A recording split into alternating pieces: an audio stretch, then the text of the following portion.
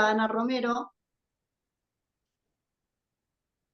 La tenemos también a Ana Romero, que es directora de formación de la CTA y es politóloga, así que tenemos dos grandes invitades para que nos acompañen hoy.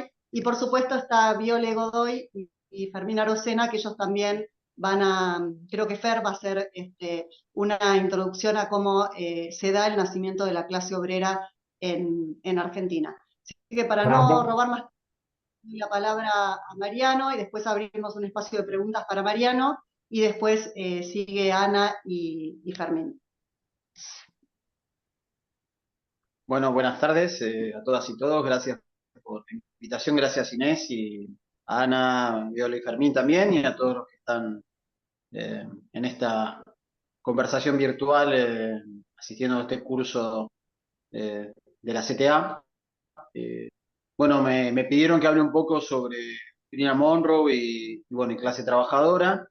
Eh, Rápidamente, la doctrina Monroe es un corolario de política exterior estadounidense que aunque se explicita en el año 1823, tiene en realidad prácticamente su formación ya al inicio de Estados Unidos como país independiente en el año 1776, cuando 13 colonias se independizaron entonces del Imperio Británico y comenzaron a forjar un formato de expansión y extensión muy marcado y muy vertiginoso.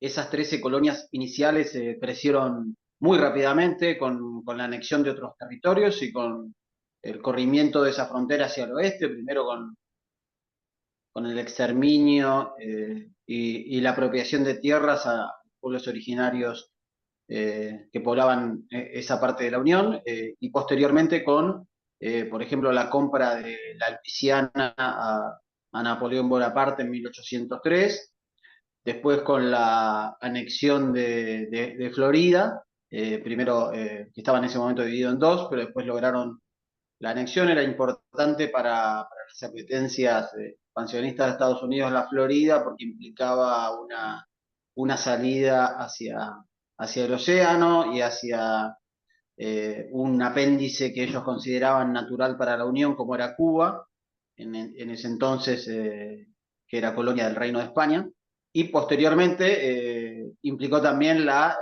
anexión de prácticamente, primero Texas, donde lo que se realizó es la presencia de ciudadanos norteamericanos que estaban en ese estado mexicano. Comenzaron apoyados por la Casa Blanca y por mercenarios, tanto en armas como en hombres, a generar disputas territoriales en ese estado, con lo cual lograron, esto inició más o menos a fines de la década del 20 y la primera mitad de la década del 30, y mediante este artilugio consiguieron en un momento generar una nación independiente que posteriormente se anexionó a los Estados Unidos y después sí, ya con la invasión y la guerra abierta en el año 1846 hasta el 48, que terminó con la anexión de la mitad del territorio mexicano. La doctrina Monroe es del año 1823 y se da en el marco de un mensaje que da el presidente James Monroe, 2 de diciembre de 1823, por eso recientemente se cumplieron 200 años de esta doctrina, y lo que implicaba básicamente era en momentos en los cuales, sobre todo en Sudamérica, y la reciente independencia de lo que se conoce como el Reino de Guatemala, que en ese momento tenía a los países que hoy constituyen Guatemala, Costa Rica, Nicaragua, Honduras y El Salvador, pero en ese momento eran solo tres. Lo que implicó todas esas independencias era que había un interés interimperialista de otras potencias de poder apropiarse de algunas de ellas que iban independizándose del Reino de España,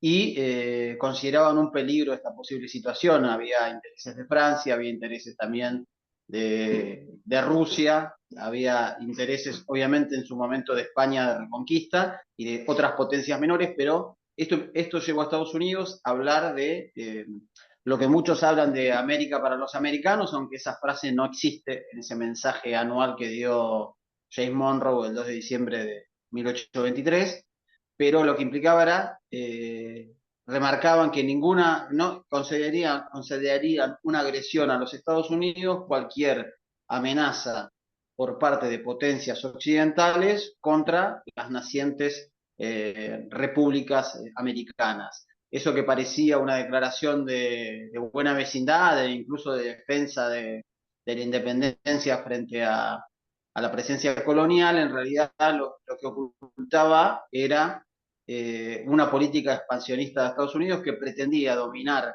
en América Latina, impidiendo además que esos sueños también de patria grande, de confederación de esas repúblicas en entidades mucho más grandes, mucho más fuertes y mucho más unidas pudieran realmente avanzar en el sueño que podíamos marcar como los que tenían Bolívar, Artigas, San Martín, O'Higgins, el Mariscal Santa Cruz o el propio Morazán en Centroamérica. Estados Unidos pretendía mantenerlas separadas y ejercer un dominio sobre esos territorios que se fue ampliando a medida que pasó el tiempo y lo que implicaba básicamente un país como Estados Unidos que iba avanzando en su calidad de vida, en sus deseos de acumular recursos, era justamente expoliar y saquear esos recursos naturales en América Latina. En la cuestión específica, ese colorario tuvo a lo largo de la historia muchísimos otros formatos que se conocieron como diplomacia del dólar, el garrote, el big stick y otras doctrinas que permitieron seguir ampliando esta situación a como la conocemos en la actualidad, donde desde bases militares, golpes de Estado, Plan Cóndor, generación de golpes militares, la presencia de la CIA, la presencia de la DEA, la presencia de agencias supuestamente para la defensa del desarrollo y la democracia, como la USAID, la NED y otras, que terminan realizando acciones de injerencias en las cuales participan un montón de aristas, la arista política, la arista militar, la arista económica, y que eso lo notamos en un montón de acciones, desde el aval al terrorismo de Estado, el aval a las dictaduras, el apoyo abierto a dictaduras, la generación de golpes de Estado o de acciones de desestabilización constantes como la que vimos, por ejemplo, la actividad directa en el golpe contra Salvador Allende, o bien la que constantemente se empezó a realizar contra Cuba a partir del año 59. En ese marco y en la cuestión en la que nos importa hoy, que es vinculado a la clase trabajadora, a la clase obrera, eh, lo que ha ocurrido también es que la doctrina Monroe tenía un brazo sindical, y esto se marca muy claramente cuando en el año 1917, desde Estados Unidos y la AFLO, que era la central sindical, hoy se la conoce como AFL-CIO, esa central sindical organizó un preencuentro para formar una federación panamericana del trabajo. Eh, Panamericanismo, justamente una palabra que es la que trató de imponer siempre Estados Unidos, la que quiso imponer con el ALCA en el año 2005 en Mar del Plata, tiene que ver con un formato muy diferente a la cuestión latinoamericanista o hispanoamericanista que intentaron buscar desde los libertadores de las independencias hasta diferentes momentos de la lucha sindical, como puede ser la de Sandino en Nicaragua, la de Haití, que fue la primera revolución de esclavos de la historia de la humanidad y además la segunda independencia del continente americano de Estados Unidos. Y lo que buscó ahí Estados Unidos era, sobre todo con el triunfo de la revolución bolchevique en octubre del 17, es generar una herramienta para que no haya un efecto contagio de lo que fue esa revolución y que el comunismo o las ideas marxistas puedan extenderse en América Latina. Pensemos que En ese momento el sindicalismo era muy poderoso, sobre todo en Argentina y México, era donde tenía muchísimo mayor desarrollo, eh, con la presencia de gremios y federaciones sindicales muy fuertes, vinculadas al socialismo y al anarquismo, y la presencia y la victoria de los bolcheviques en la Revolución Rusa, derrocando al zar y generando, digamos, un nuevo paradigma en sociedad que rompía completamente con la hegemonía capitalista de esa época, generó mucho temor. Entonces, a partir de ese momento, Estados Unidos inició la creación de esta Federación Panamericana del Trabajo, eh, la cual tenía como objetivo tratar de cooptar sobre todo los sindicatos centroamericanos y mexicanos, que era la mayor área de influencia de los Estados Unidos en ese momento.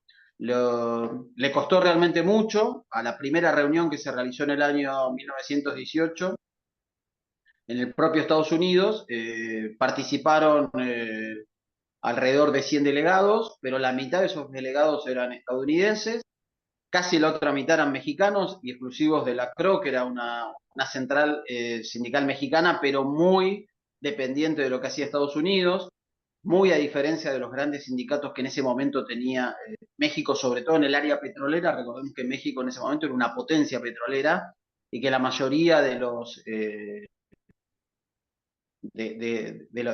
pozos petroleros tenían capitales estadounidenses, pero a través de la revolución de 1910 eso había entrado en disputa, por lo cual era un momento de sindicalización muy poderoso en México, el que generó la revolución, bueno, que todos tienen en el emblema a Pancho Villa y Emiliano Zapata, ¿no?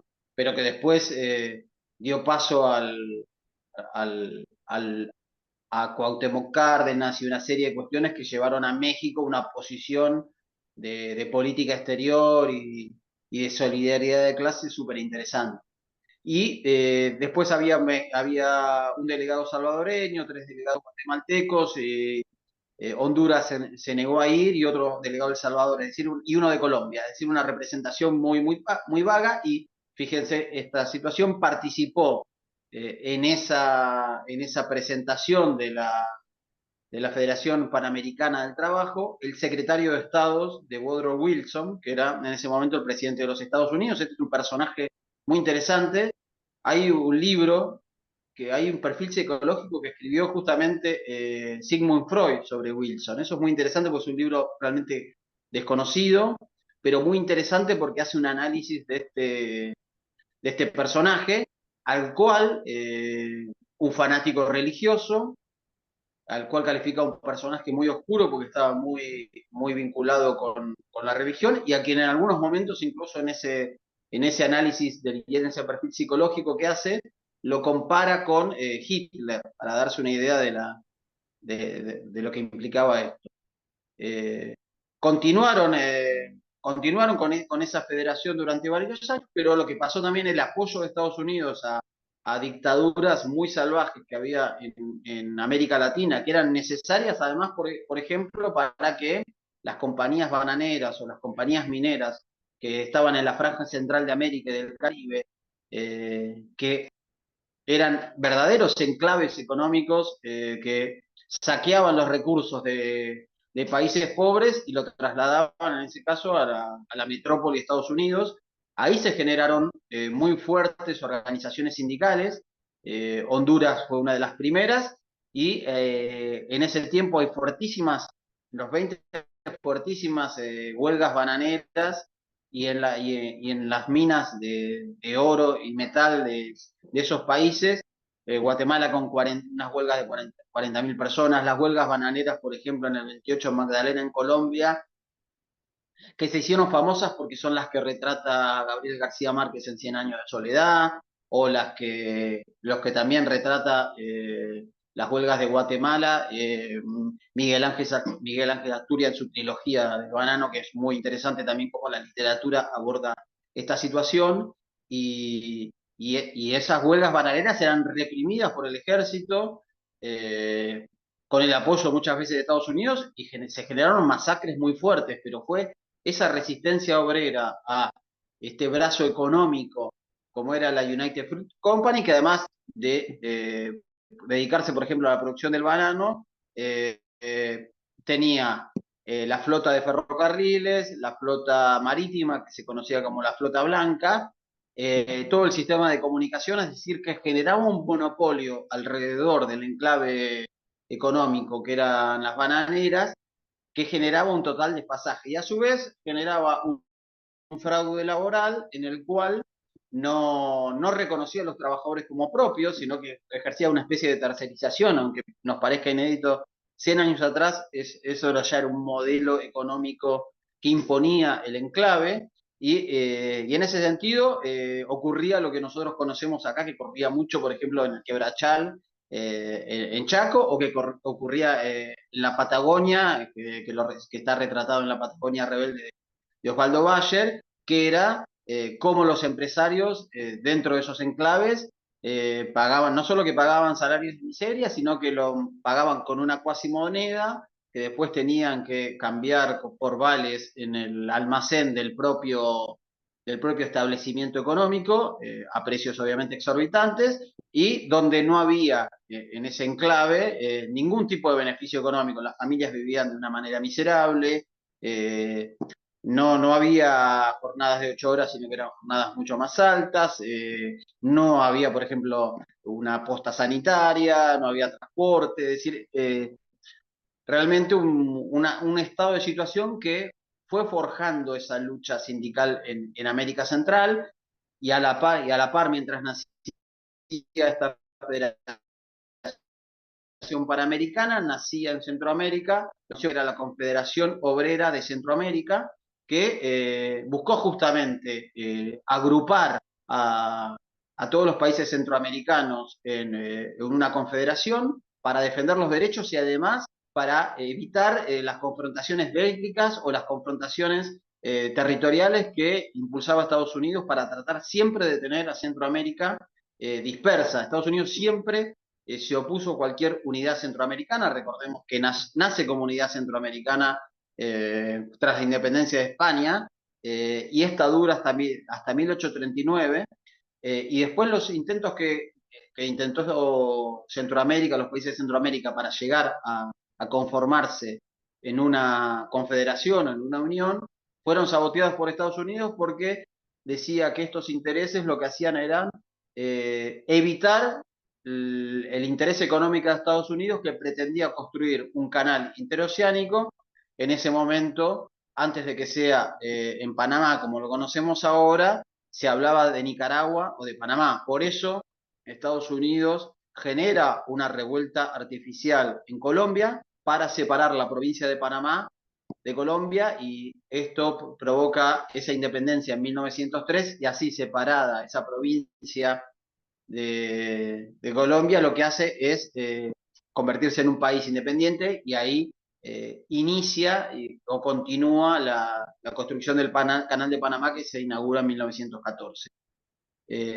Continuó infructuosamente la Federación Panamericana, pero su último encuentro lo realiza en el año 1930 en La Habana, y ese es el último que encuentra, y ahí queda desestimada o ya sin influencia, o descubre que no hay posibilidad de influencia, producto del crecimiento de la conciencia sindical y producto también de ese sentimiento de que Estados Unidos es un instrumento o un brazo sindical.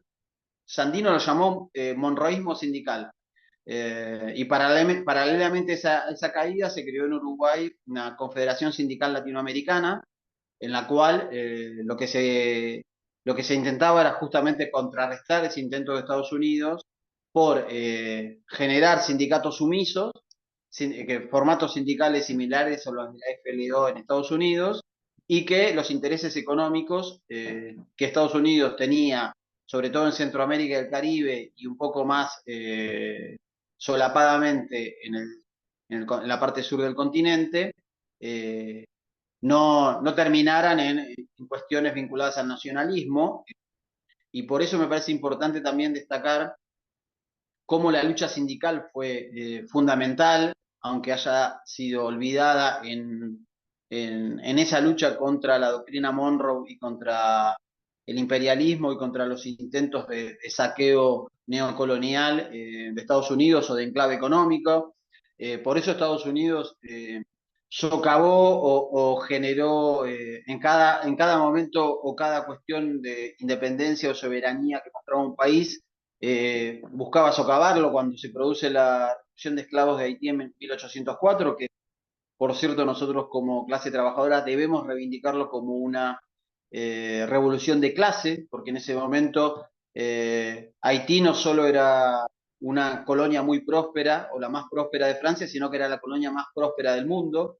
Eh, fueron transportados a Haití millones de esclavos, morían a raíz de 20.000 por año, eh, dieron su vida cerca de 200.000 para esa independencia y generaron una constitución muy avanzada para su tiempo y además rompieron en ese sistema mundo de la época, el capitalismo creado a raíz de la esclavitud, rompieron la clase más baja de esa sociedad, fue rota desde sus cimientos cuando esa clase esclavizada, de personas esclavizadas, destruyeron a la clase de los amos y rompieron ese paradigma de que se podía tener una propiedad sobre un ser humano. Eso fue muy interesante y además generó una serie de revueltas de otro tipo. Sandino, por ejemplo, en su revolución para sacar a los marines que estaban ocupando el suelo nicaragüense desde prácticamente ininterrumpidamente desde el año 1912, su primera decisión, y él fue un obrero golondrina que trabajó como obrero, como artesano, como él mismo se llamaba, como mecánico, primero en compañías y estancias en Nicaragua, después en Honduras, también en Guatemala y en México. Él reconoce su sindicalización en México como un obrero, aprende sobre esa pelea antiimperialista y retorna en el año 26 a Nicaragua y participa en ese entonces en la guerra facciosa civil entre liberales y conservadores. Cuando esa revolución es traicionada y llegan a un acuerdo ambas facciones con Estados Unidos, él se niega a rendirse y con muy pocos hombres inicia una guerra emancipadora para expulsar a los marines de Estados Unidos, que además generaron una serie de una democracia fraudulenta en la cual tanto los liberales y conservadores iban a ir traspasando el poder en elecciones además súper vigiladas por los Estados Unidos, donde el jefe del comando electoral era un general norteamericano, los que contaban los votos eran norteamericanos, militares, y lo mismo los que estaban en las mesas electorales. Cuando Sandino da a conocer su ejército liberador de la soberanía nacional, su primera acción es la toma de la mina San Albino, una mina que quedaba al norte de Nicaragua, en la cual era de capitales norteamericanos, y él había sido el empleo que tenía cuando volvió de México. Es decir, y él da una consigna en la cual explica por qué toma esa decisión, porque él siente que solo los obreros y los campesinos pueden ir hasta el fin. Él habla de eso, y que él tenía reivindicaciones clasistas muy, muy marcadas en su manifiesto, y él habla de los norteamericanos como saqueadores de los recursos y la sangre de los obreros en América Latina.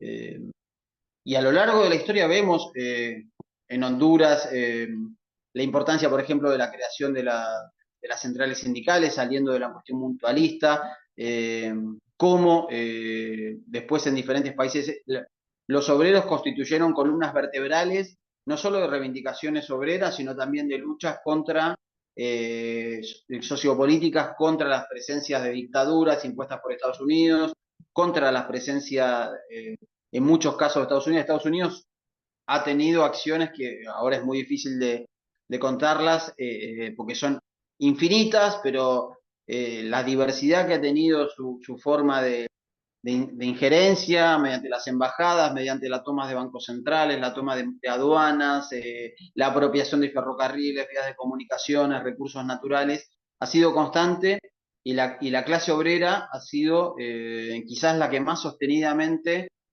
ha participado en esa resistencia.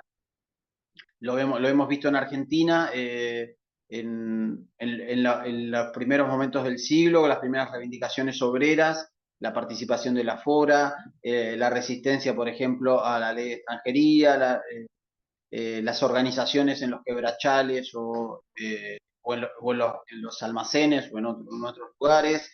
Lo vimos también, por ejemplo, en Bolivia, cuando los mineros restituyen la voluntad popular en la victoria del MNR en el año 51, derrotando al ejército regular en las calles en el año 52. Y eso lo vemos en la dictadura argentina o en las dictaduras argentinas, que el principal eje de desaparición han sido los trabajadores, las juntas internas de delegados. Eh, lo vemos también en la Chile de Salvador Allende, que él se presenta como el presidente obrero, como compañero presidente, y cómo tiene, por ejemplo, cuatro ministros que son obreros en su gobierno del 70, como por ejemplo también en el gobierno de Arbenz en el 54 y en el anterior de Arévalo se avanza en reformas agrarias, en la organización sindical en los campos, y cómo después, cada vez que vienen las dictaduras, las masacres obreras se generalizan. Y me parece que en ese sentido es importante hacer esa lectura de clase, volver a leer muchas de las cuestiones de la historia de América Latina desde esa cuestión de clase y desde ese rol que tuvo la clase trabajadora tan fundamental para la defensa y el decoro nacional y para la participación muy activa en procesos de soberanía, de independencia y de emancipación.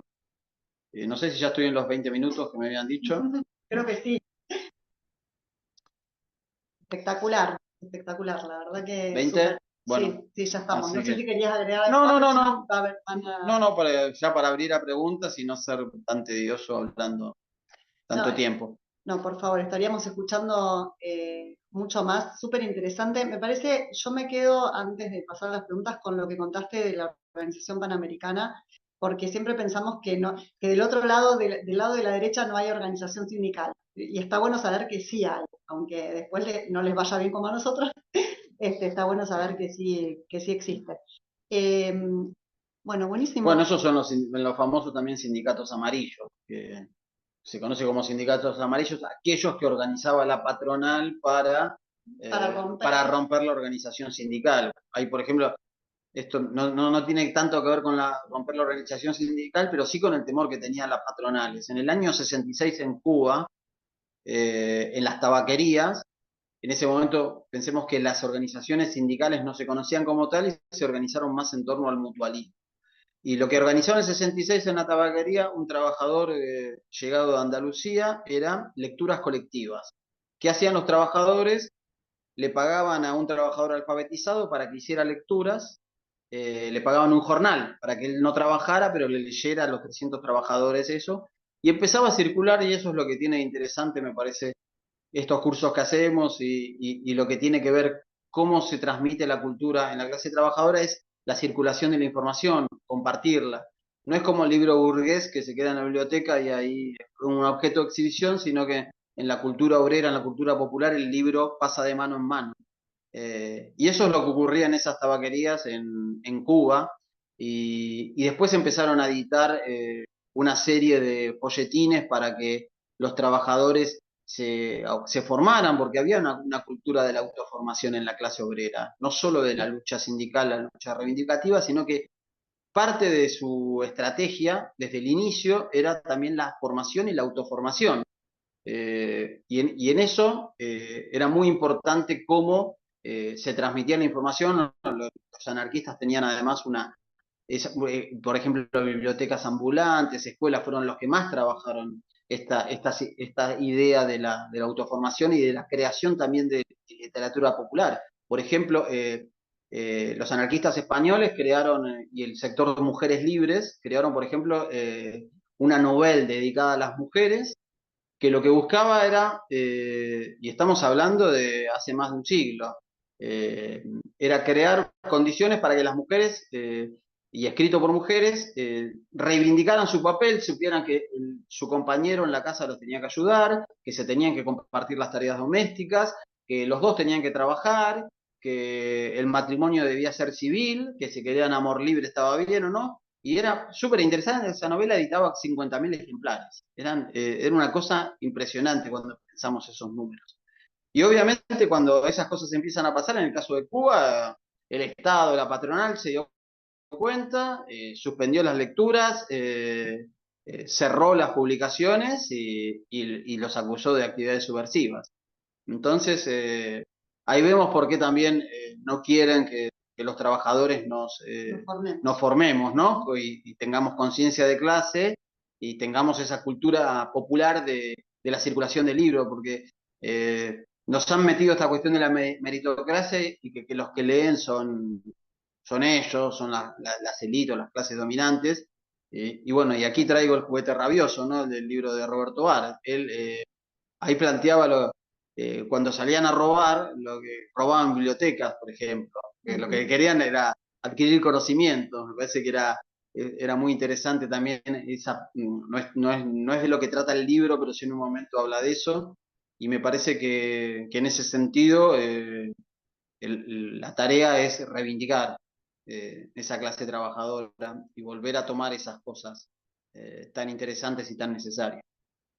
Sí, ahí Norma Cancino decía que los primeros que fundaron bibliotecas populares fueron los socialistas y los anarquistas. Bueno, Norma es bibliotecaria, así que Es sabe. así, es así, claro. No sé si hay alguien que quiera compartir algo, alguna pregunta, alguna reflexión.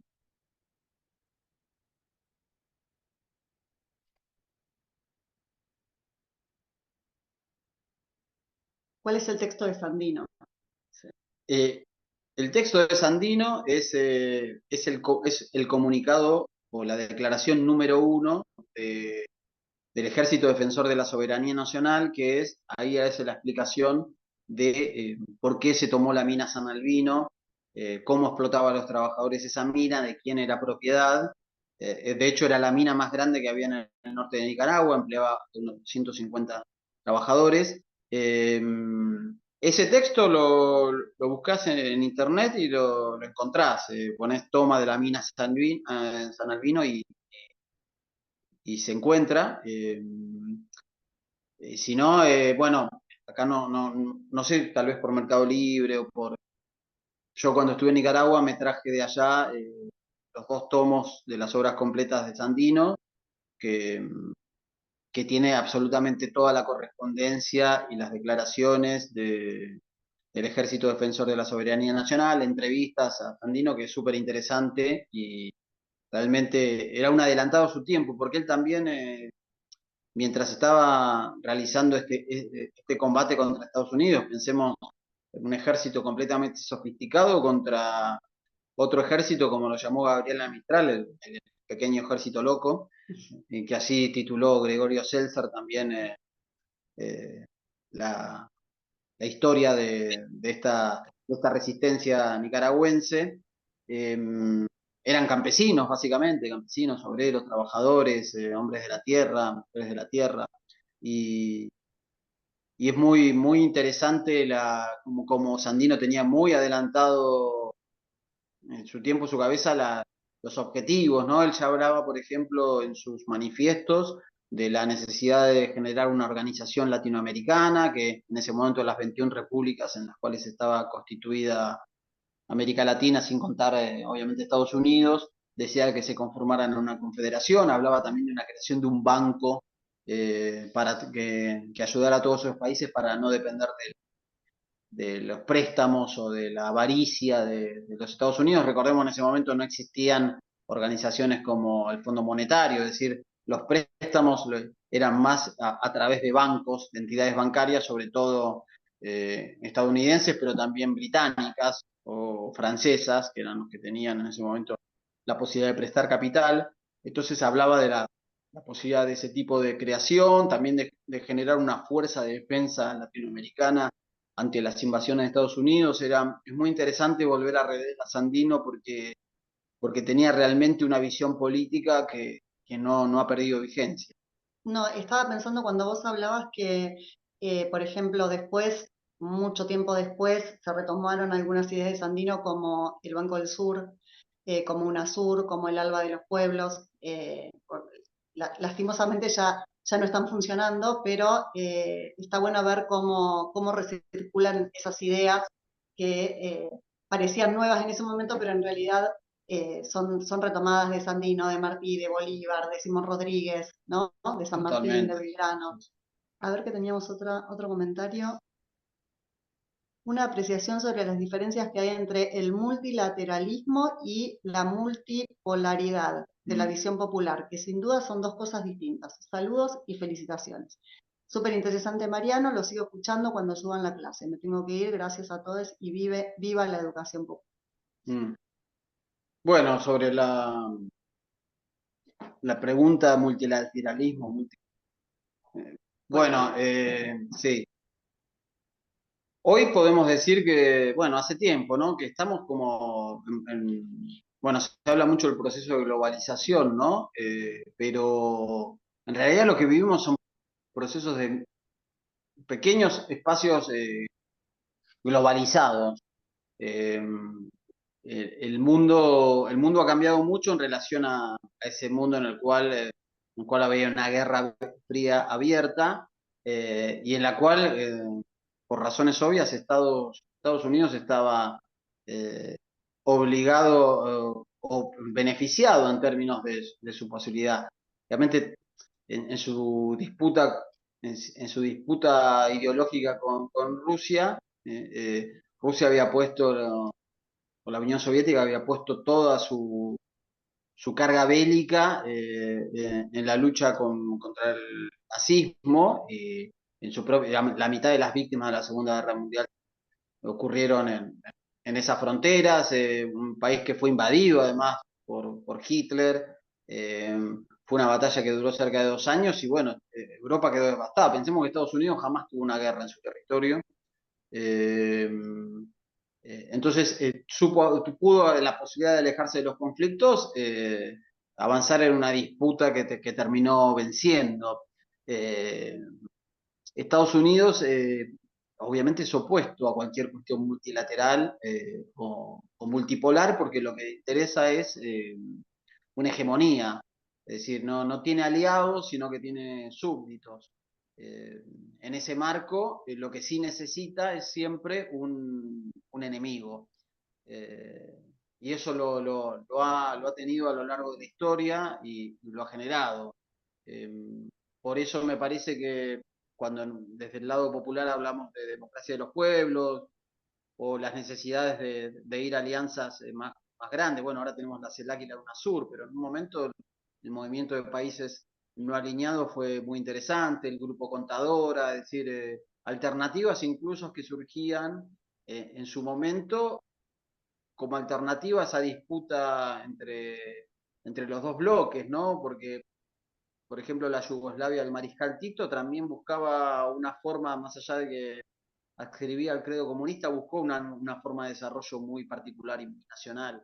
Irán, cuando tiene la revolución de los ayatolás en el 79, su lema era ni este ni oeste, es decir, hubo también búsquedas nacionales muy interesantes, incluso las que hubo en África, en Burkina Faso con Sankara, o las que también existieron en América Latina, bueno, lo que hizo Torrijos, lo que hizo anteriormente a la Revolución Cubana, la propia Revolución Sandinista, Granada, es decir, o la Chile de Salvador Allende, hubo como búsquedas de un desarrollo nacional y esos países también buscaron integraciones diferentes. Cuando Torrijos emprendió la batalla por el Canal de Panamá y que ese esperpento neocolonial que era que Estados Unidos se había apropiado del corazón de un territorio, porque era donde estaba la zona del canal, y realizó un patrullaje internacional Torrijos que logró después los acuerdos Torrijos-Carter para la devolución del canal, ¿no?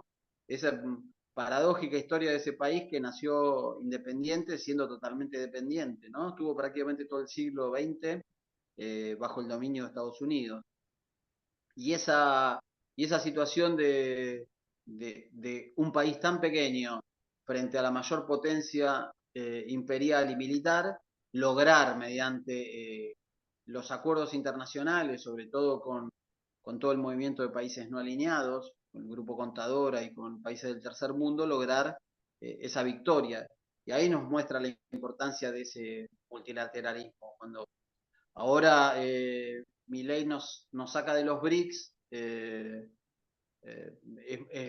es muy penoso porque quita un mercado alternativo y un polo de países muy heterogéneo, con presencias territoriales además muy interesantes, y a ellos les interesa Argentina también, porque más allá de Brasil, de que Brasil es el país más importante, Argentina también lo es en muchos términos de su andamiaje científico-tecnológico, y porque tenemos la Antártida, eso es un factor que para China, para Brasil es muy importante, para Sudáfrica, para la India, y estar fuera de los BRICS Plus me parece que muy pesado, por eso creo que es importante lo que hizo Kicillof, entendiendo que estos son periodos, pero que la política internacional, como decía Perón, la verdadera política es la política internacional, es a muy largo plazo y me parece que en ese sentido también los pueblos debemos avanzar en esa integración. Cuando eh, hoy en el mundo actual que está tan interconectado, muchas de las resistencias necesitan de esa solidaridad internacional y me parece que ahí está la clave del multilateralismo de hoy. Buenísimo, Mariano. Bueno, muchas gracias. Yo le daría ya la palabra a Ana Romero y a Igual Fede hay Gabriel. una mano levantada ahí de Ramiro. Sí, yo había levantado también, pero no encontraba la Clau no manita, la me vi. pareció una de aplauso, no sé si se borró, pero no sé por qué no la estoy encontrando. Pero sí estaba Sí, Ramiro. Perdón, sí. saben que nosotros estamos conectados por un celular, entonces no vemos. Así que buenísimo, Ana, que nos avisaste. Hola, Clau, bienvenida. Y bueno, cuando quieran, las preguntas escuchamos. No, bueno, yo iba a hacer una observación que en gran parte ya lo comentó Mariano recién, que por cierto siempre saludo y felicito su laburo. Es muy capo en su trabajo que viene haciendo desde hace tantos años. Y que bueno, que haya coronado con el libro también, ¿no? Pero más que nada, un poco la apreciación que tiene que ver con que han sido distintos momentos históricos y que tuvimos momentos de altas y de bajas en los niveles de, yo no sé si de concientización, pero por llamarle de alguna manera, ¿no? Esto de que la política internacional es la más importante de todas las políticas y que hubo etapas en nuestra Argentina, pero en toda la región también, en todo el continente y a nivel global también, que esto se comprendía más, ¿no? Entonces es como que hemos ido eh, retrocediendo y hoy, porque veníamos de resistencias a dictaduras, quiero decir, que no es lo mismo que tener a estos engendros ungidos por el voto popular, y que, bueno, hasta el 2005, una cosa era también la Venezuela de Chávez, otra cosa es el nivel de confrontación, ¿no? Y en la Venezuela que tanto nos duele a todos y a todas, ¿no? Más las operetas que sabemos que sigue haciendo los Estados Unidos en todos nuestros países y donde terminamos siendo víctimas, prisioneros y rehenes de políticas que no nos representan. Entonces, ¿cómo reconstruir esa integración de los pueblos con el nivel de atomización y de desintegración que tenemos, aún estando más conectados hasta tecnológicamente que en aquellos años? No sé si me explico. Tuvimos unos picos yo diría que tiene que ver con la formación también, como que en algún momento nos anestesiaron, en algún momento abandonamos o por lo menos dejamos de compartirlo de manera efectiva, ¿no? Sí, gracias Claudia por tus palabras, tus elogios. Yo creo que también lo que pasó es que los proyectos, por ejemplo, de nuestros libertadores, que eran efectivamente construir una patria grande, una confederación de naciones, es decir, el propio Martí lo advertía, ¿no? Que esa confederación era necesaria incluso en términos de autodefensa, porque ya Estados Unidos había demostrado una voracidad y una idea de expansión tan atroz que si no se generaba un mecanismo de defensa, esas repúblicas iban a ser muy débiles, ¿no? Y en ese sentido los procesos liberadores lograron su primer objetivo, que fue la independencia, pero no lograron el siguiente objetivo. Pensemos en cómo todos los grandes libertadores terminaron o en el destierro, como San Martín, como Artigas, como el Mariscal Santa Cruz, o muriendo pobres y solos como Bolívar. Y eso es porque las potencias imperiales, más eh, las oligarquías porteñas y de los puertos y de cada uno de los lugares, en alianza con, justamente con las potencias imperiales, lograron imponer esa fragmentación, ¿no? Convertirnos en estados fragmentarios. A lo largo de la historia hubo un montón de intentos de alianzas de esa naturaleza progresista, pero tenemos los ejemplos de que cada vez que ocurrieron algunos momentos donde países limítrofes o cercanos pretendieron unirse, se los volteó. Cuando, por ejemplo, Chile, Bolivia y Perú coincidieron en una triada de militares nacionalistas o de gobiernos populares, en ese momento Torres, Alvarado y Allende, bueno, rápidamente se ejecutaron golpes de Estado. Después tenemos los avionazos contra Roldós y contra Torrijos, la guerra de la Triple Alianza contra Paraguay, la guerra del fútbol entre Salvador y Guatemala, eh, la, la invasión de Estados Unidos para impedir la independencia de Cuba y la enmienda Platt, también las intervenciones en Centroamérica para que no hubiera una organización. Creo que lo que ocurrió, por ejemplo, en el 2000 en adelante, primero con el triunfo de Chávez y durante 15 años de tener presidentes más cercanos a las causas populares, fue inédito y fue interesante. Ese es un camino que hay que forjar y en esa tradición de las causas populares y de las causas de la clase trabajadora, me parece que tenemos que trabajar. Ahí César Aimé, que es uno de los grandes ideólogos para mí de las independencias caribeñas. Él nació en Martinica, que bueno, fue colonia francesa también. Él hablaba que la más débil de las nacionalidades es más poderosa que la más grande de las abstracciones imperiales. Y en ese marco me parece que está un poco la respuesta a la pelea, ¿no? Que tiene que ser nacionalista, sin apelar al chauvinismo, sino una defensa de la identidad y de la soberanía. Tiene que ser internacionalista también, en el marco de que solos no podemos contra los poderes de todo tipo, ¿no? Económicos, transnacionales, financieros, hoy también representados en el universo de las nuevas tecnologías, de la inteligencia artificial, etcétera. Tiene que ser también anticolonialista, porque aunque parezca mentira, hoy hay cerca de 20 territorios en el mundo que siguen siendo colonia, en pleno siglo XXI parece una locura, y de esos 17 territorios, aunque son más, 17 que reconoce la ONU en su comité de descolonización o de países no autónomos, de esos 17, 9 están en América, incluidas las Islas Malvinas.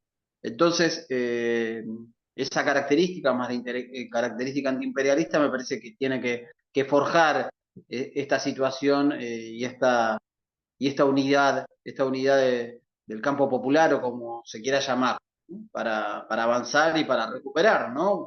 Esa historia tan rica de resistencia, pero también de victorias que ha tenido nuestra América. Gracias, Mariano. Ahí están Ramiro y Néstor.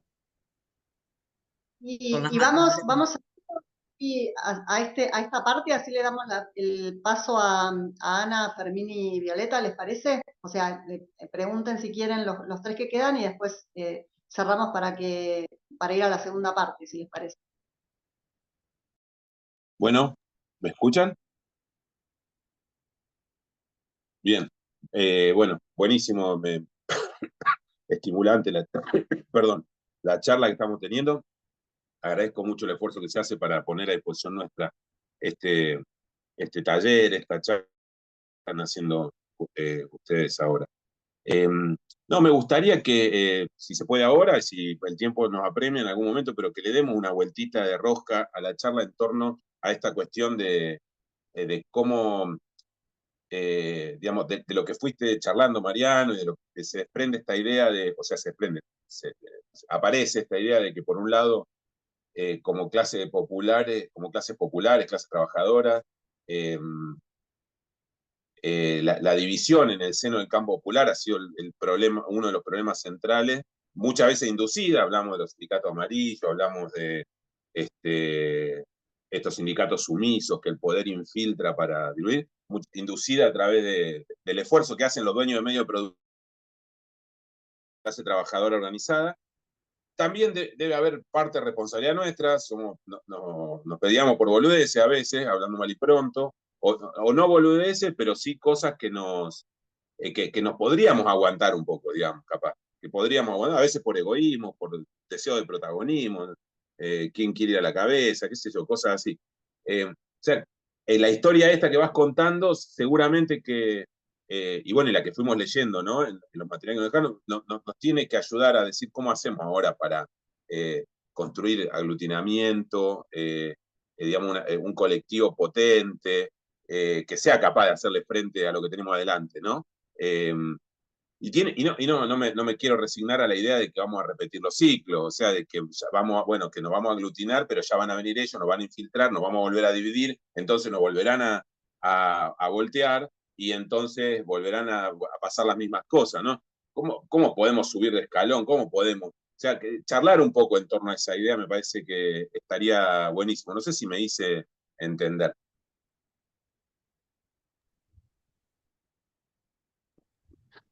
Sí, sí, me parece que bueno, eso también fue un poco el aporte del libro y de los fascículos que salieron para compartir. Me parece que bueno, la idea es rescatar esas historias y me parece que en ese sentido el rescate de lo que hizo la clase trabajadora y la clase obrera en defensa del decoro nacional y en defensa del internacionalismo de clase y contra el imperialismo, me parece que son historias a rescatar y hay que buscarlas, ¿no? Son realmente un montón.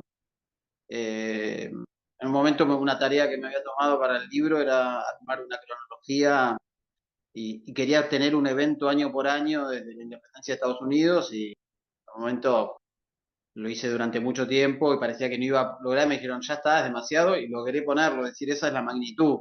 Uno puede tener hasta un hecho por año de doctrina Monroe, y es muy fuerte eso, ¿no?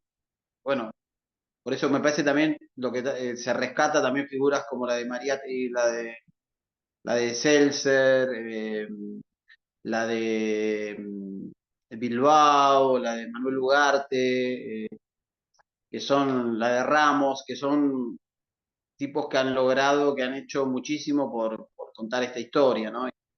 Y bueno, hay que volver a leerlos, me parece. Eso es muy importante. Buenísimo, le damos la palabra a Viole y agradecemos un montón que sigan ahí y que estén ahí. No, yo quería aportar que este vínculo un poco entre la historia de las luchas obreras y intentar hacer como algo vinculado con el presente es justamente un poco el aporte que viene a hacer Ana a esta reunión. Así que le podemos dar Un intento. un intento hacer preguntas. Un intento en el que no me van a dejar sola, así que Viole y Fermín en principio mantengan los micrófonos abiertos porque vamos a cambiar todo lo que habíamos hablado durante el día. En principio, me gustaría hacer una pregunta. Primero agradecer obviamente el espacio. Mi nombre es Ana Romero, soy una compañera, una militante de la CTA. Mi organización de base es ATE. Y quisiera hacer unas preguntas, si se animan a abrir un ratito el micrófono. ¿Cuántas de ustedes participan en organizaciones sindicales? Claudia Baigorria, obviamente, compañera secretaria general de Santa Fe. Conado Histórica, Matías Brizuela también, compañero histórico dirigente de Jujuy, de la CTA de allá, pero me gustaría saber el resto. Viole y Fermín, no me apaguen los micrófonos, y el resto también, por favor, ahora, y conversamos un Acá rato. estamos. No, no. No somos un holograma. Martina, Laura, ahí por ahí andaba también Norma.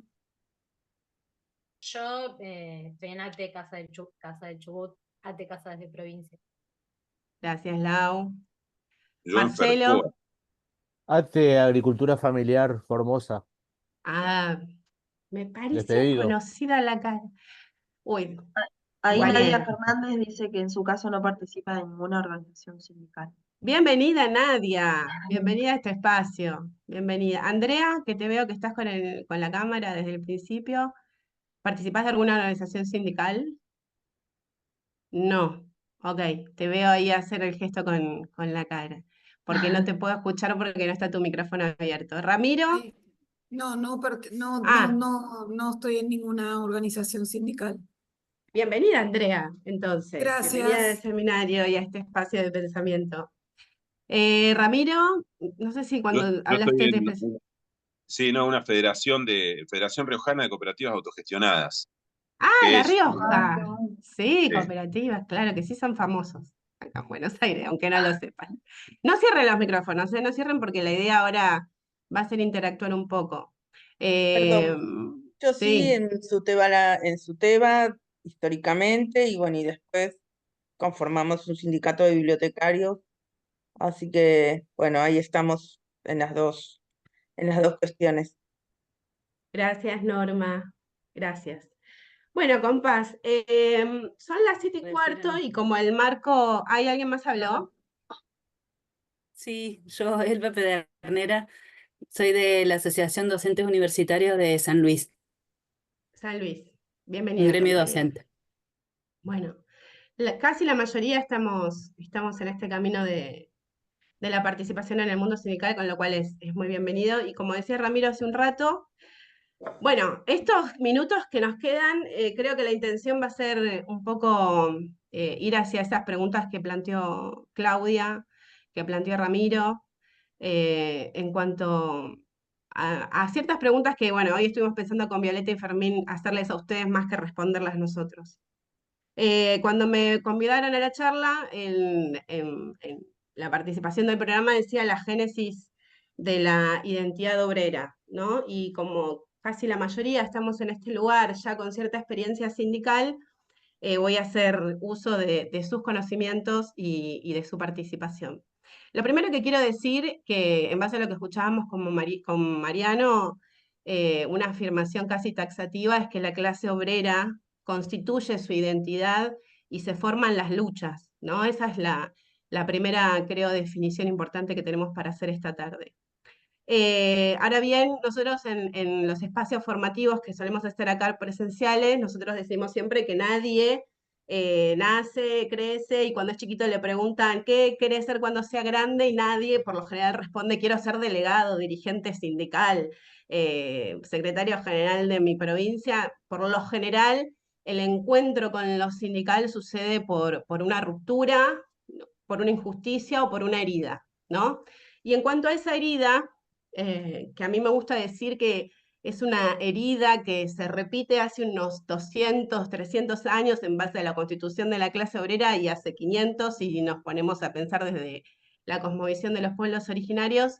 Hay una herida que un autor muy conocido por la mayoría de nosotros, Carlos Marx, la llama acumulación originaria, ¿no? El origen, ese punto de partida de esa nueva constitución de un nuevo sujeto social en la historia moderna, o dos nuevos sujetos sociales en la historia moderna, y en el modelo de producción capitalista que empieza a constituirse a partir de los siglos XVIII, XIX, surge a partir de la expropiación de una mayoría de sus condiciones de vida, ¿no? De sus condiciones de subsistencia.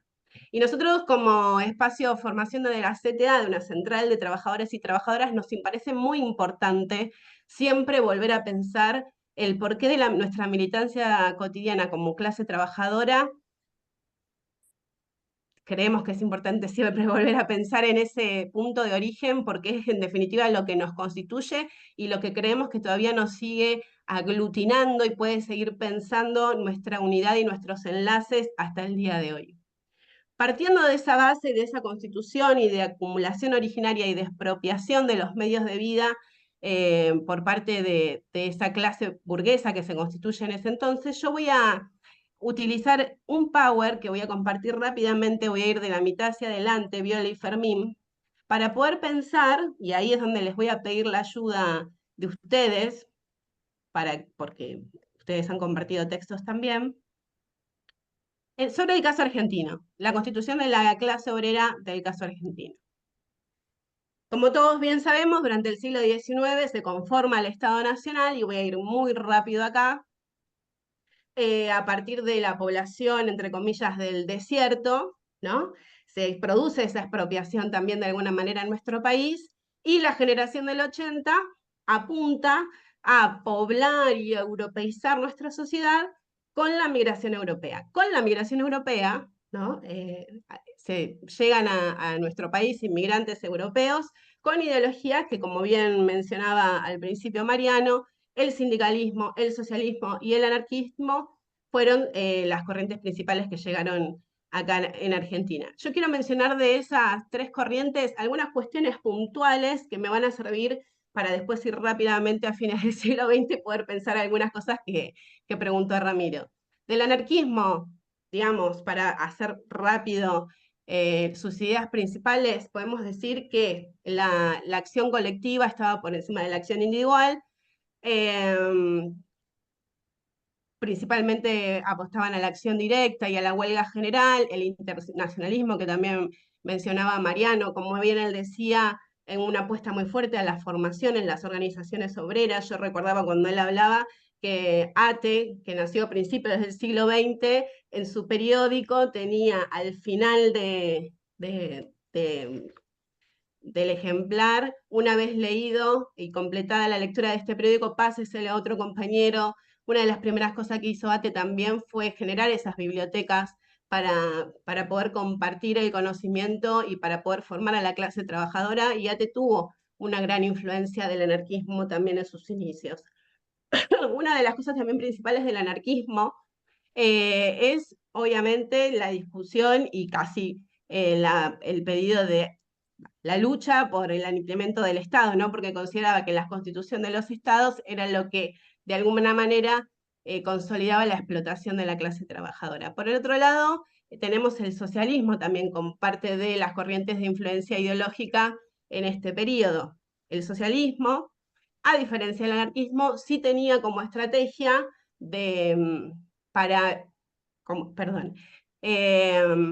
consideraba de extrema importancia el ingreso al sistema parlamentario como medio para dar la lucha del movimiento obrero y conseguir las reivindicaciones sociales para la clase trabajadora. Por un lado estaba entonces el socialismo con una estrategia de inclusión, estrategia parlamentaria para incluir a la clase obrera en las mejores condiciones de vida, y por el otro lado, y por último, teníamos el sindicalismo también como tercera corriente de influencia dentro del movimiento argentino de este principio del siglo XX, con las siguientes características, que ahí es donde quiero tal vez detenerme y los compañeros de ATE tal vez puedan tener ahí alguna resonancia de lo que todavía seguimos discutiendo y enarbolando desde nuestro sindicato. Dice que para los adherentes de esta ideología son los sindicatos y no el partido el arma principal de la lucha para mejorar las condiciones de vida de los obreros. El sindicalismo surgió como una reacción claramente contra la tendencia reformista y parlamentaria del Partido Socialista, adjudicándole al sindicalismo el rol revolucionario en la lucha obrera contra el régimen capitalista, exaltando la huelga como el medio más eficaz para la lucha. Estas tres corrientes claramente fueron las grandes influencias en la primera parte del siglo XX hasta aproximadamente 1930 y el surgimiento del peronismo en la conformación de la clase trabajadora argentina. Ahí, mientras recupero la voz, porque estuve con neumonía, le pido a Fermín si quiere enmarcar lo que él tenía ya leído para comentarnos de los textos que habían ustedes preparado para compartir. Así hacemos como un marco de este periodo para el proceso de surgimiento de la clase. Y después retomo yo. Sí, un poco por ahí referir un proceso más general, más global, como mencionaste Ana también. Finales del siglo XIX hay un proceso de introducción de Argentina en el sistema capitalista global, para el proceso paralelo al proceso de formación de la nación, del Estado-Nación argentino, y que tiene que ver con el establecimiento o la generalización del capitalismo como modo de producción. Perdón, no se te escucha bien, Se Fermín. escucha cortado, Fermín. A ver, ¿se escucha muy cortado? Sí, y muy despacito. A ver, bueno, me muevo, pero bueno, saco la cámara, lo único. ¿Ahí se escucha mejor? Se escucha más fuerte. Perfecto. Bajito, a ver. No. ¿Ahora? ¿Mejor o no? Habla. Ah, A ver. Si no sigo yo, Fermín, pues yo ya me recuperé hasta que vos puedas enganchar. Y vamos mechando. A ver ahí. A ver, ¿ahí se escucha mejor? ¿Se escucha más claro? ¿Sí? ¿No? Más o menos. Más o menos. Más o menos. Celular. Bueno, si no, si querés probar mientras, y yo puedo continuar y así vos después volvés. ¿Querés? Dale, porfa. Disculpame. No hay problema porque en realidad vos también preparaste y está bueno que te puedan escuchar. Espera que ahí vuelvo mientras la voz me deje. Bien, y Mariana también decía esto de las lecturas colectivas, esto de volver a la formación entre las organizaciones del campo popular o entre las organizaciones sindicales. Y yo les decía al principio, la clase trabajadora se forma en la lucha, ¿no? Y un poco hemos perdido la costumbre de conversar sobre la lucha de clase en las organizaciones. Entonces, para mí es muy importante siempre volver a traerlo y a partir de ahí poder volver a comenzar. Y yo siempre uso esta imagen de esta persona, este individuo, que se llama Warren Buffett, ¿no? Que es un multimillonario, capaz ustedes lo escucharon nombrar por ahí, él tiene nada más ni nada menos que 136,2 miles de millones de dólares, ¿no? Un empresario exitoso, diría acá nuestro presidente. Y él en algún momento dijo, ¿no? Hay una guerra de clases, es cierto, pero es mi clase, la de los ricos, la que está haciendo la guerra y la vamos ganando, ¿no? O sea, él la tiene bastante clara. Eso que Carlos Marx llama ese proceso de expropiación violenta que alguna vez sucedió y que nosotros y nosotras decimos, esa expropiación sucede todos los días, ¿no? También las compañeras del movimiento de mujeres dice esa expropiación de los cuerpos, ¿no? Lo llevó de los territorios que son nuestros cuerpos, suceden todos los días en cada momento y en cada situación. Yo siempre comento que en 2019 un informe del IEF informó, nos cuenta del Instituto de Estudio y Formación de la CTA que en el sector privado, de 8 horas de trabajo, un trabajador o una trabajadora con 1 hora y media de su jornada diaria ya se pagaba el salario. Todo el resto del tiempo de trabajo era ganancia de la patronal. Entonces, esta expropiación de nuestra fuerza de trabajo, esta expropiación de nuestros tiempos, de nuestros cuerpos, sucede, no es una cuestión histórica, ¿no? Que quedó hace 200, 300 años atrás, sino que la explotación de la clase trabajadora sigue sucediendo todos los días, y que esa lucha de clases todavía es parte de esa herida que nosotros y nosotras como sujetos, sujetas políticas y como parte de esta clase tenemos que cada día llevar adelante. Entonces, para nosotros y nosotras la lucha de clases sigue siendo claramente el motor de la historia. Y ese ese es el primer recuerdo. Yo a veces siento como los pueblos originarios antes hacían, ¿no? Ese guardián de la memoria, esa fogata de ponernos a conversar, y más en estos tiempos donde la militancia y aquellos que creemos y aquellas que creemos que la política es una herramienta de transformación, estamos teniendo como cimbronazos permanentes, ya desde el año pasado con la victoria de Milei en las elecciones, y este año con todo lo que está pasando, ¿no? Que todos y todas sabemos es de conocimiento público.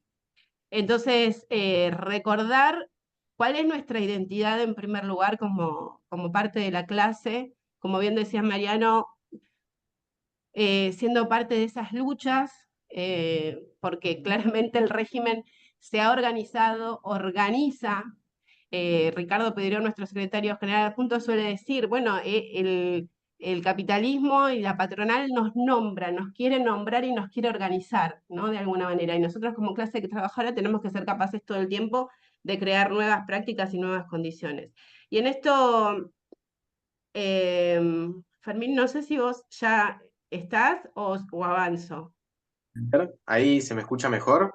Vamos, Sí. antes de Bien, pasar al otro. Sí, bueno. dejo de No, yo compartir. por ahí hacer unas Perfecto. menciones un poco más generales, algo más rápido, también así nos queda un tiempito para poder hacer un ida y vuelta, ¿no?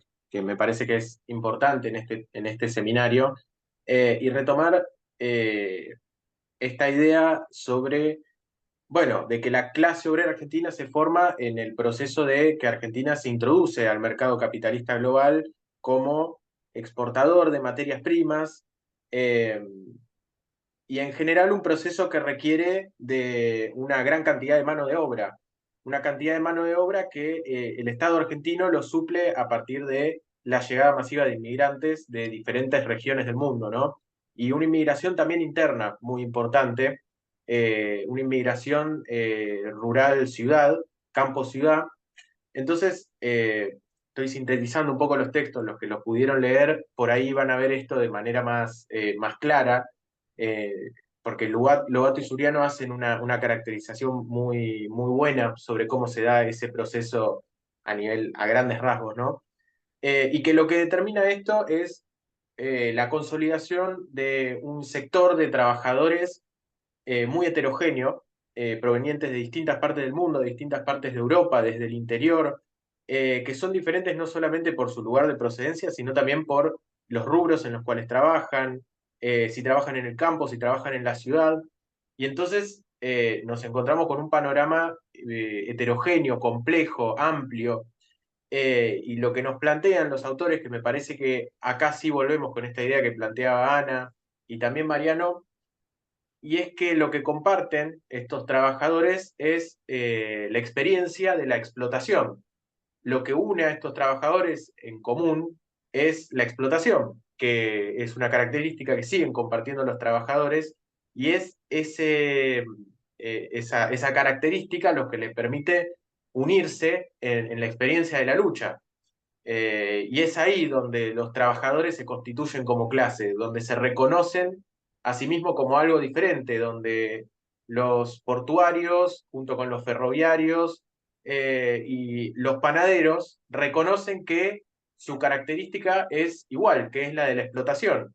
Y es a través de ese proceso de autoconcientización, donde aparecen las primeras ideologías políticas que son muy importantes, el socialismo, el anarquismo, que ahí Ana explicó más o menos las características generales, y que está bueno considerar que el hecho de que aparezcan estas ideas diversas, complejas sobre la clase obrera, nos está dando la pauta de que hay un nivel de organización y complejización, pero que en general lo que está pasando es que los trabajadores empiezan a reconocer a sí mismos como parte de un colectivo, que es la clase obrera, y eso les permite organizarse no solamente en los gremios de trabajadores, de panaderos, de ferroviarios, sino que se organizan en federaciones, se organizan en agrupamientos más complejos, en organizaciones de la clase obrera propiamente dicha.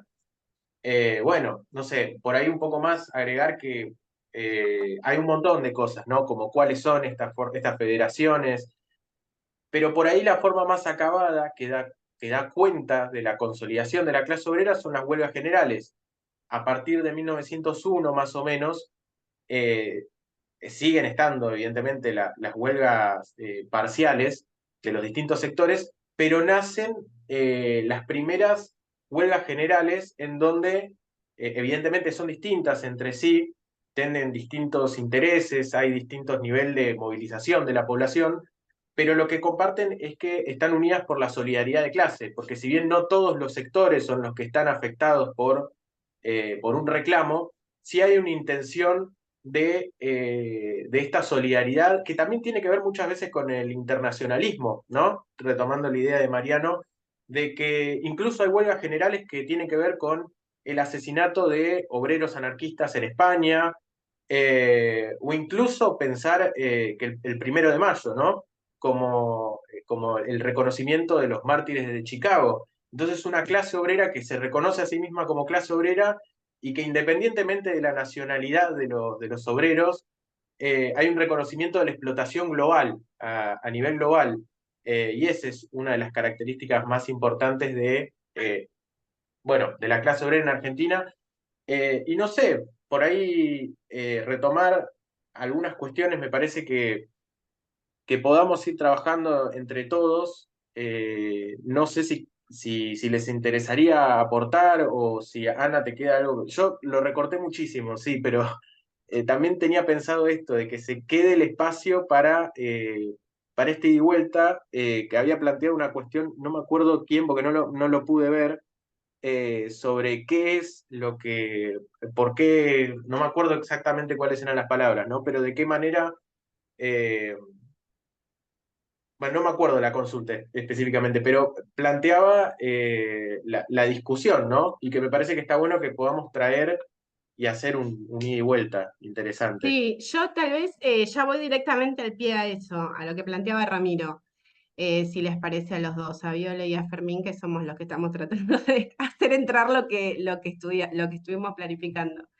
Yo les voy a compartir a través de Viola y Fermín el texto de Nicolás Íñigo Carrera sobre la clase obrera argentina, que hace una periodización que ya no la voy a llegar a hacer hoy en este encuentro, pero él hace una periodización de la lucha de clases, de la lucha de la clase trabajadora, muy interesante porque es a través, básicamente, de los hechos de lucha de la clase y en sus distintos hitos. Yo les voy a pasar el texto a través de ellos, y los dos primeros ciclos, que justamente inicia con lo que Fermín decía, ¿no? El primer ciclo inicia con el 1 de mayo de 1890, con esa primera celebración, conmemoración del 1 de mayo, hasta la Semana Trágica, que es claramente con la derrota un momento de descenso, y abre a un segundo ciclo desde 1930 a 1975, donde hubo hitos importantísimos también en nuestra historia como clase trabajadora, y sin lugar a dudas, después, a partir del 76 hasta la actualidad,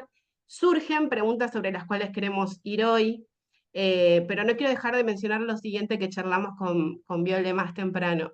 Sí, en ese primer periodo de hasta 1930, con esa influencia de anarquistas, socialistas y sindicalistas revolucionarios, lo que Nicolás propone en su artículo es que hay una tensión, o más bien es la discusión, entre comillas, de la clase en todo el siglo pasado, ¿no? Las dos estrategias y las dos tensiones que tuvieron las organizaciones obreras en cuanto a las estrategias, ¿no? Estrategia revolucionaria por la transformación del sistema, o una estrategia obrera, popular o reformista, dicen algunos, que son propuestas por la inserción dentro del sistema sin ir más allá del sistema capitalista. O sea, las discusiones que tuvo todo el siglo XX la clase trabajadora tuvo que ver con plantearse estas dos estrategias diferentes y cómo resolverlas. Entonces, muy rápido, sí voy a tomar el encuentro de Bursaco, que quienes somos parte de la CTA, más o menos lo tenemos de oído, pero para quienes no, en 1991, en el caso argentino, después de 1976, a principio del menemismo, ante digamos, todo lo que empezó a desarrollarse a partir del primer gobierno de Carlos Menem, de privatización del Estado, o sea, que que asumió para hacer todo lo contrario a lo que dijo, dirigentes sindicales, así como nosotros y nosotras se juntaron para pensar qué hacer. Y rápidamente voy a plantear dos cositas. En principio, creemos que, decimos que es el germen de la crisis de representación, porque allí ya decían, hablaban de que era necesario crear un nuevo modelo sindical que represente a toda la clase, a los que tenían trabajo y a los que no. La necesidad de crear nuevas organizaciones que abracen ambas condiciones. Y con nuevas prácticas que contemplen, y en esto por eso traía lo de los anarquistas, la autonomía del Estado, del gobierno y de los partidos políticos, porque el encuentro de Bursaco y nuestro modelo sindical y nuestra intención permanente de construir un gobierno popular tiene que ver con nuestra identificación de clase trabajadora, con independencia y autonomía de los gobiernos, la libertad y la democracia sindical, la apertura a otras organizaciones, porque el modelo sindical de la CGT solo representaba a quienes tenían, digamos, recibo de sueldo o tenían un trabajo formal, pero aquellos que se iban quedando sin trabajo no tenían representación. Y la revalorización de la ética gremial, ¿no? Todo un universo de nuevas prácticas que se proponen y se piensan en este nuevo encuentro, y 40 años después estamos tratando de seguir pensándolas. Y tiene una frase, y con esto voy hacia ustedes, y las preguntas hacia ustedes, es una frase que me parece maravillosa, que cada vez que leo el documento le encuentro algo nuevo. Dice: la situación que afronta nuestra comunidad ante la destrucción, dice el documento de Bursaco, la destrucción de muchas de sus organizaciones políticas y sociales, nos plantea el desafío de concretar nuevas formas de unidad ante la destrucción de muchas de sus organizaciones políticas y sociales.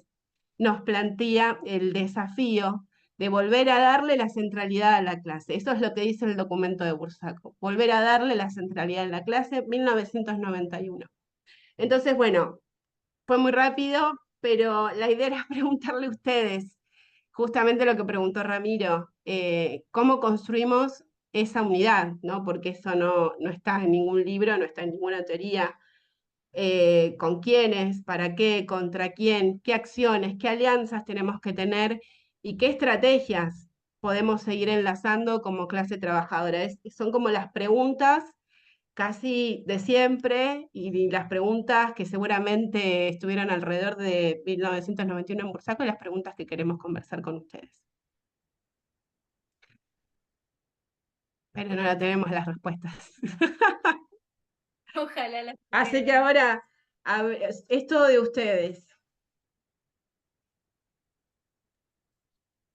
Si me permiten, una Por supuesto. pequeña, Violeta. pequeña reflexión, o tal vez nada, un disparador. Porque capaz me perdí de algo y me disculpan, pero justo tuve que responder un par de WhatsApp, pero le presté atención y aparte había leído también algo, pero acá está como faltando una pata, ¿no? Me parece a mí que primero hubo otra CGT también, que fue la CGT de los argentinos, que parió enormes sindicalistas. Después tuvimos de todo, ¿no? Sobre todo en época del menemismo y en años anteriores también. Y hubo otra pata también, además de los anarquistas, los socialistas revolucionarios, los más reformistas, bueno, llámenle como quieran, pero hubo un peronismo y hay un peronismo también que está mucho vinculado al ADN del sindicalismo argentino, cosa que no sucede tanto en los sindicatos del resto de América Latina o del mundo, ¿no? En general, pero que sí han mirado con mucho interés y ha sido motivo de estudio de mucha sociología a lo largo de nuestra historia. Así que eso me queda como un puntito, el papel del peronismo en esto, ¿no? Y por qué la dictadura se ensañó tanto, que tuvimos más del 60% de los desaparecidos fueron delegados de fábrica, delegados de los trabajadores en los distintos lugares, y que eran pertenecientes a esas corrientes más socialistas dentro del peronismo, más revolucionarias sería. Y lo otro tiene que ver también con algo que mencionaste, Ani, que es el feminismo también. Y esto de que apareció hace poquitos días también nada, un comunicado, un artículo, ¿no? Pero el feminismo generalmente también se lo asoció como esto de la negación de la lucha de clases o la desaparición de la lucha de clases, como que las feministas no creemos en la lucha de clases porque todo lo atravesamos por las cuestiones de género. Y esto también como que el peronismo no cree en la lucha de clases porque es un partido burgués y todas esas cosas, ¿no? Entonces, esta cuestión que tiene que ver con cómo se cuente esa historia, me parece, que deja estas dos grandes corrientes forjadoras para mí de pensamiento revolucionario, de pensamiento de luchas enormes a lo largo de la historia, las dejo picando, las pongo acá. Hay otras también, ¿no? Hay otras. Sí. No, yo te agradezco, Clau, porque, o sea, en realidad lo que pasa es que también tuvimos, Fermín y yo, y seguramente Violet, nos quedamos con un montón de cosas así, no, esto, porque son 8 menos cuarto y tuvimos que correr y sacar un montón de cosas. Yo igual te agradezco nosotros, ahí te muestro el segundo ciclo, que es claramente el ciclo del peronismo. En primer lugar, lo van a tratar en el encuentro que viene, por lo tanto, por eso yo también un poco lo dejé para más adelante, pero claramente es una gran época de la clase trabajadora, no solo por la constitución del peronismo en sí, con el 17 de octubre de 1945, sino porque realmente y objetivamente la clase trabajadora tenía mejores condiciones de existencia, ¿no? Ocuparon el espacio social, el político, había gobernadores, ministros, digamos, la lucha, digamos, por las mejores condiciones de vida no quedaba solo en esta instancia, sino también se buscaba la conducción política. O sea, es una gran época para pensar, pero no íbamos a llegar a ver todo. Como vos bien decís, acá está el plenario, de Nacional de Huerta Grande, la CGT de los argentinos, hay un montón de cosas que nosotros ahora en este momento dejamos afuera, y ni que hablar del cordobazo, del rosariazo, que son grandes, grandes hitos de nuestra génesis y de nuestro ADN y de nuestra historia. El feminismo también tengo entendido que van a abordarlo más en los encuentros que siguen, y tenía entendido que Viole y Fermín también tenían para acotar con el artículo que tienen incorporado. No sé si quieren sumar algo con respecto a eso, los chicos. Viole y Fermín. Sí, ¿qué tal? Sí, en realidad es interesante pensar eh, respecto a esta clase, ¿no? Que es un poco la cuestión obrera. Bueno, cómo cada, digamos, rama de pensamiento, cada momento ideológico, digamos, esto del segundo ciclo, el momento del peronismo, las nuevas olas feministas, las no tan nuevas olas feministas. Bueno, pensar cómo históricamente y particularmente atravesaron la historia de la lucha de clases, ¿no? Cómo intervienen todos esos factores en verdad, algo que es una característica que precede al peronismo y también precede al feminismo y también precede, que es la lucha de clases, ¿no? Entonces, pensar cómo esas nuevas instancias, digamos, necesarias y obviamente transformadoras eh, de la lucha en sí misma, terminan, digamos, convirtiendo ese momento de génesis, digamos, ¿no? Y lo van transformando precisamente, bueno, esto en términos de expansión, en términos de, bueno, nosotros justamente habíamos, el texto de Queirolo que habíamos propuesto, precisamente trataba de abordar la cuestión de la expansión del mercado laboral hacia las mujeres, ¿no? Y como siempre, las mujeres que integran el mercado de trabajo terminan incluyéndose en condiciones de segregación, al fin y al cabo, eh, que es una característica histórica, ¿no? De las mujeres en el mercado laboral, y cómo eso atraviesa las particularidades de la lucha de clases en relación a las mujeres, eh, que claramente tienen sus características específicas, digamos. Las mujeres ingresan cobrando peores salarios, ingresan digamos, tareas relacionadas con el cuidado, con la domesticidad, bueno, cuestiones que obviamente son re interesantes para pensar. eh, y bueno, sí, obviamente en 2 horas no podemos abordar todo, todo, todo, pero sí pensar eso, cómo los diferentes momentos e instancias van influyendo y van transformando ese factor genético que es la lucha de clases, ¿no? Que es básicamente la característica de la sociedad capitalista que todos conocemos, editamos y padecemos. Pero, pero bueno, obviamente que está interesante para seguir. Lo vamos a seguir abordando igual. Tenemos una clase específicamente vinculada al peronismo y la última que es dedicada al feminismo en específico. No, entonces pido disculpas, no pretendo desordenar, No, continuemos. por favor. No, Si el otro lo que viene más pasa es que nos adelante. quedamos con poco tiempo y ojalá pudiésemos meter todo, pero cuando te dicen la génesis de la identidad obrera, o sea, y la historia de la clase obrera argentina es tan rica que realmente es inabarcable y menos para un encuentro. Lo que sí me parecía interesante y que conversábamos con Viole y con Fermín, que no sé por qué apagan los micrófonos, porque la idea es que conversemos todos. Es porque Hola, ruido Lau, por ambiente, qué suerte ruido te veo. ambiente. No, no pasa nada, no me molesta para nada, nada. Y a todo el resto también, por favor, abran los micrófonos y ya es una cuestión de charla. Me resirve lo que traes, Clau, porque aparte también es cierto lo que decís.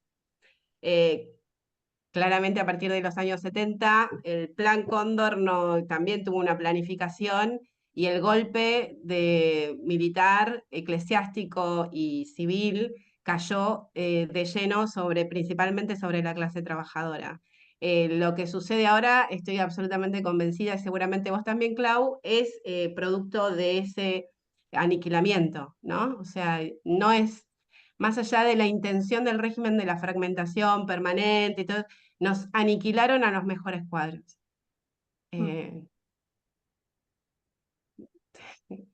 Es increíble, o sea, y uno deberíamos tener mayor sensibilidad o darnos cuenta realmente, o decir, no, ¿por qué?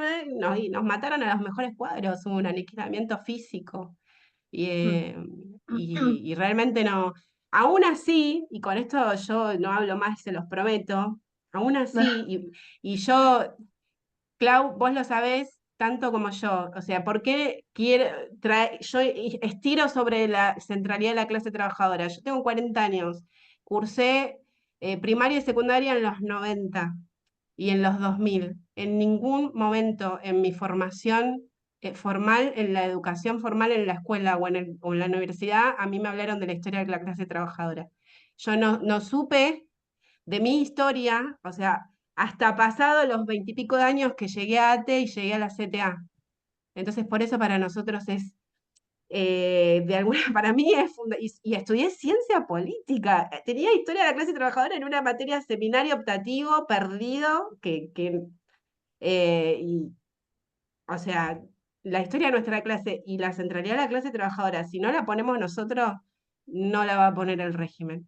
Entonces, ante esto que vos planteás, el descabezamiento y el aniquilamiento de nuestros compañeros, nuestros mejores compañeros y compañeras, yo quiero cerrar con esto. Aún así, que era la filmina que también pasé de largo, el grado de afiliación sindical de los trabajadores y trabajadoras asalariadas en nuestro país es el más alto en la región y entre los más altos del mundo. Yo tengo familia en Paraguay, mis viejos, toda mi familia es paraguaya. Yo sé y puedo contarles otro día lo que significa para un país no tener el grado de afiliación sindical y organización sindical que tenemos nosotros. Es casi esclavista, casi esclavista. O sea, y en eso nosotros, a pesar del descabezamiento y a pesar del aniquilamiento, todavía continuamos con esa tradición. Miren esto, entre el 79 y la actualidad ha habido más de 40 huelgas generales nacionales. 40 huelgas generales. Casi todas ellas con una efectiva. Todo esto está en el material de Nicolás que yo se los voy a pasar. 13 huelgas generales realizadas al gobierno radical y aunque no se recuerden tantos, 9 huelgas generales en los años del justicialismo entre el 92 y el 99, en la cual también nuestra CTA ha sido protagonista de muchas de las resistencias. 8 huelgas generales convocadas durante el siguiente gobierno radical, en 2000 y 2001, y 3 convocadas en 2002, muestran la persistencia de este instrumento que es la organización sindical. También estaban las revueltas del hambre del 89, 1990, 2001, el hambre es un crimen, piquetes, cortes de calle, cortes de ruta, Cruz-Tralcó, Jujuy, General Mosconi, Corrientes, y no sigo leyendo porque no me deja de emocionar nuestra historia, porque ha sabido, la teoría, dice mi compañero, y lo dice una corriente, una tradición, la teoría es la construcción del conocimiento práctico, ¿no? De las ciencias, pero en nuestro caso, nuestras teorías, nuestra construcción de conocimiento tienen que ver con nuestra historia de lucha. Por eso el énfasis en esa centralidad que, como dijo Viole, fue abriendo camino y aparecieron interseccionalidades de opresiones y resistencias, pero creo que lo que nos sigue enlazando y lo que puede seguir uniendo, esto que decimos, che, ¿cómo hacemos? Es sabernos que somos los expropiados y que tenemos que estar del mismo lado, no hay mucho más. Sí, Bueno, que creo somos que en los que ese producimos sentido, además. Yo hago Que una somos los apreciación, que... pues. Sí, se escucha, Matías. Hola, hola, sí, bueno. La verdad que sin duda hoy nuestro deber, luego de lo que uno vivió en esa época, la marcha de la pobreza, del FRENAPO, todas las luchas, lo que ahora volvemos unos siglos atrás, donde vemos cómo empezó el movimiento obrero a organizarse, las altas y bajas, pero hoy sin duda el movimiento obrero sigue fuerte, de pie, y pasamos por distintas etapas muy nefastas, como la Semana Roja, entre otras cuestiones que pudimos ver, el rol de las compañeras mujeres que hoy lleva un protagonismo sin duda absolutamente con un objetivo que todavía no está terminado y el camino absolutamente gigantesco. Y bueno, la prensa, lo que vimos, todo lo que vivimos, lo que estuvimos leyendo, viendo en estos últimos días, claramente algo que hoy no es nuestra, digamos, responsabilidad política como dirigentes, como trabajadores del Estado, en un momento que uno llega a un lugar como un sindicato, en este caso el de pertenencia de ATE, conocer la central, conocer a los movimientos de los trabajadores de los pueblos originarios, del sufrimiento de las tierras, del saqueo de los recursos naturales, participando en distintas actividades como en Hachal, contra la mega minería, Valle Gold, grandes grupos poderosos que en esos tiempos de las colonizaciones, venían y nos devastaban, nos hacían creer absolutamente que lo que veíamos era lo cierto, lo real, como tal cual lo dijimos, que cuando venía, estoy participando también de la formación política que está dictando Axel Kicillof, entre otros compañeros también, como una herramienta fundamental de mostrarnos lo que no era y que hoy nuestros roles, a través del conocimiento, cambian la realidad. Y eso es lo que hoy nos lleva a que podamos ver claramente lo que estuvimos escuchando. Pude participar gracias a, bueno, las conducciones que venimos teniendo, a abrir espacios, formar cuadros políticos en nuestra central, dentro de lo que, como decía la compañera recién, yo nací en 76, en el secundario absolutamente nos plantearon estas cuestiones, nos planteaban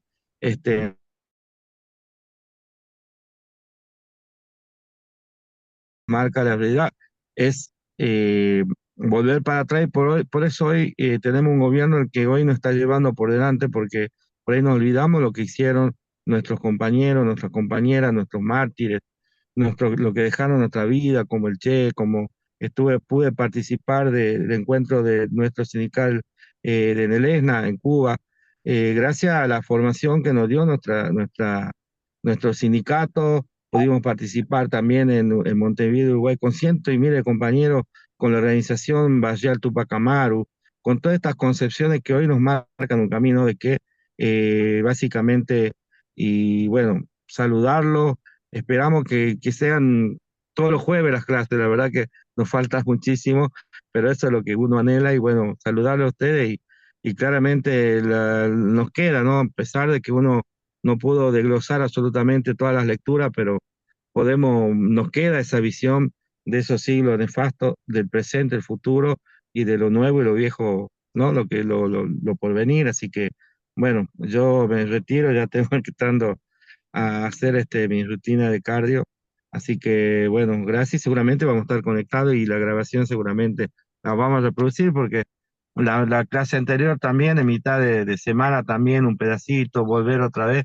Así que gracias por la herramienta que nos queda para, como decía, es nuestra responsabilidad fortalecernos por lo que se viene, por lo que va a dejar este tipo. Nos va a tener, nosotros tenemos que estar súper preparados para poder reconstruir la Argentina que hoy está devastando con el RIGI, con las leyes de servicios esenciales de educación, donde quita los derechos de huelga.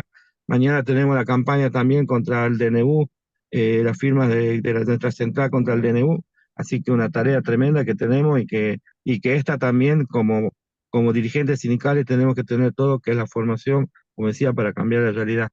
Gracias y los dejo. Saludos. Gracias, Matías. Sí, es un gran momento para encontrarnos y para pensar y para leer y bueno, para esto que estamos haciendo. Queda una mano levantada que ahora se me fue. Era yo.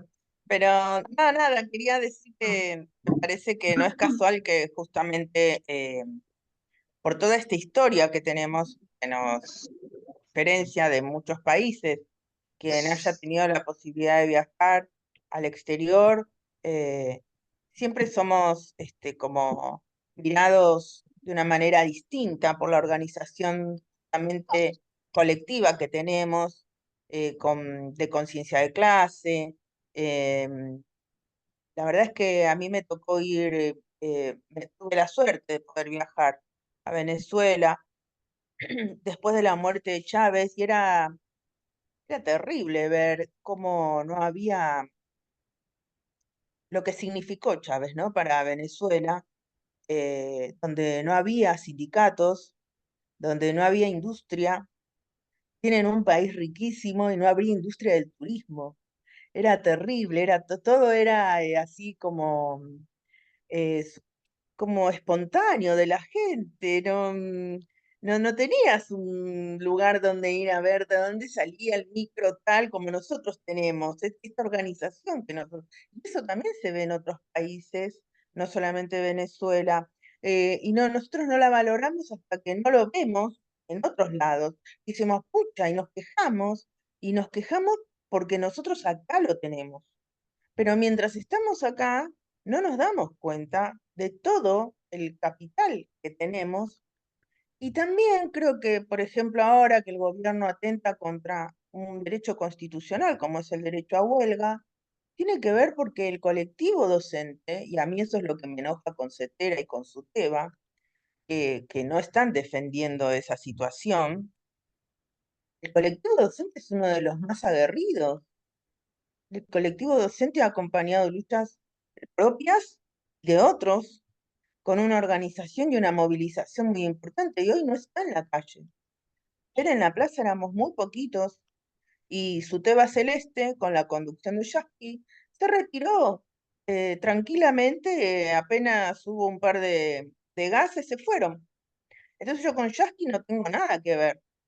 Aunque hoy, respondiendo un poco a la pregunta que hacía Ana, aunque hoy tenemos que ver todos los que tenemos el mismo enemigo, que es este gobierno, deberíamos unirnos. Sin embargo, a veces es muy difícil sentarse con alguna gente que ha vendido luchas importantes, y después se golpea el pecho, ¿no? Y también por eso creo que atentan contra el movimiento feminista y lo tienen así como tienen porque también es una lucha colectiva. Y es una lucha colectiva que nació desde abajo, muy desde abajo. Mayor construcción colectiva que el feminismo en este país no tenemos. Y habiendo logrado conquistas importantes, por supuesto que ellos lo ven como un enemigo. A eso van, a destruir todo eso. Una vez que logren, o sea, quitarnos el derecho a huelga a los docentes, haciéndonos creer que somos un servicio cuando somos un derecho, cuando la educación es un derecho, van a ir por otros sindicatos. Claro que sí. Por eso también es triste que en las calles se vean a tan pocos compañeros defendiendo esto, porque primero vienen por unos y después van a seguir por los demás. Pero bueno, lamentablemente también será una cuestión de época y que bueno, habrá que, no sé, atravesarla como se pueda. Nada, eso. Yo como una observación por ahí, nosotros cuando pensamos, Viole fue la que pensó los textos, pero también cuando fuimos pensando cómo articular la clase, ¿no? Cómo darle una forma, que por ahí, bueno, tuvimos que ir acordándolo, pero me parece que las ideas principales fueron saliendo. Un poco lo que teníamos en idea es, bueno, cómo surgió, cómo se formó la clase obrera, pero también cómo se sigue construyendo día a día esa clase obrera, ¿no? Porque por ahí la idea con la que queríamos ir, con que la clase obrera se forma en la experiencia de la lucha, a través de la experiencia de la explotación que lleva a la lucha, era un poco la idea de que la clase obrera no nace de una vez y para siempre, y que nació en 1884 y ya está, y a partir de ahí hay clase obrera en la Argentina, sino que esa misma clase obrera se fue formando, se fue construyendo, se fue transformando en la medida en la que iba luchando, en la que iba compartiendo experiencias, en la que iba construyendo cultura, que iba construyendo una cultura obrera, una cultura común. Y me parece que por ahí lo que apuntábamos con la clase, y me parece que fue saliendo también en los aportes, es la idea bueno, de que hay que tener, de cómo salimos, ¿no? Hoy a luchar o cómo salimos a construir después de este batacazo, ¿no? Y por ahí pensar en que la construcción de la clase obrera que tenemos que hacer hoy en día se da únicamente a partir de la lucha, a partir de la experiencia, a partir de lo que salimos a hacer día a día, ¿no? Y no es tanto una cosa que pasó un día y ya está, y un día nació y un día murió la clase obrera, sino que tiene que ser un proceso continuo de día a día y que tiene que tener una parte de teórico, ¿no? De pensar qué es la clase obrera, qué sé yo, pero que principalmente tiene que ser un pensar lo que se hace, ¿no? Cómo se hace, cómo se lucha.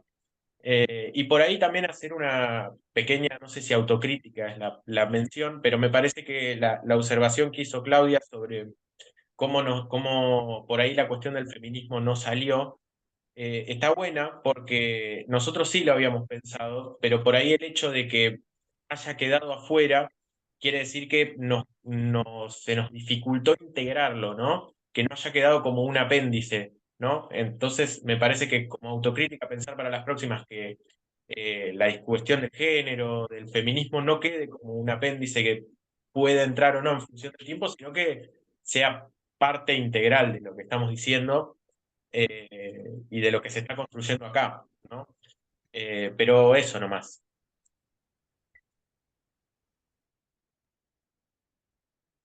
¿Se me ¿Puedo permite hacer algo un... chiquitito? Sí, Ay, uno sí, chiquititito, Clau, vos chiquititito. tranqui.